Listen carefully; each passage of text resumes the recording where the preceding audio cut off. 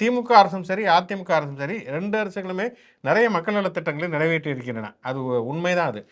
அதே நேரத்தில இந்த திட்டங்களை பார்க்கக்கூடிய ஒரு கண்ணோட்டம்ங்கிறது 2 கட்சிகளுக்கும் இடையில ஒரு ஒரு மிக முக்கியமான ஒரு வித்தியாசம் இருக்கிறது. என்னன்னா, இப்ப பெண்களுக்கான திருமண நிதியுதவி திட்டம் அப்டின்னா, அதுக்கு மூவலூர் ராமாமிர்தம் அம்மையார் திருமண நிதியுதவி திட்டம்னு கலைஞர் பெயர் வச்சார். மூவலூர் ராமாமிர்தம் அம்மையார் தேவதாசி முறையை எதிர்த்து போராடிய ஒரு மிகப்பெரிய சமூக போராளி. இந்த தேவதாசி சமூகத்தைச் சேர்ந்த பெண்கள் திருமணம் பண்ணக்கூடாது. இறைவனுக்கு பொட்டு கட்டுறேங்கிற பேர்ல அவங்க வந்து பாலியல் சுரண்டல்ல இருந்தப்ப அதுக்கு எதிரா போராடினாங்க. அவங்களுடைய பெயரை எல்லா சாதிகளைச் சேர்ந்த பெண்களுக்குமான ஒரு திட்டத்துக்கு பெயர் வைத்தார் கலைஞர். அது ஒரு மிகப்பெரிய பண்பாட்டு சாதனை. ஜெயலலிதா வந்த பிறகு என்ன பண்ணாங்கன்னா, அத வந்து தாலிக்கு தங்கம் திட்டம் அப்படின்னு மாத்துனாங்க.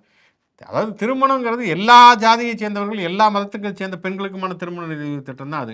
தாலிக்கு தங்கம்னு சொல்றப்ப அது ஒரு இந்து பெண்களுக்கான ஒரு திட்டம் அப்படிங்கிற மாதிரியான ஒரு அடையாளம் அதுக்கு வந்தது. அதில் முஸ்லீம் பெண்கள் உண்டு, கிறிஸ்தவ பெண்கள் உண்டு, தாலி கட்டுறதில் நம்பிக்கை இல்லாத பெண்கள் கூட உண்டு.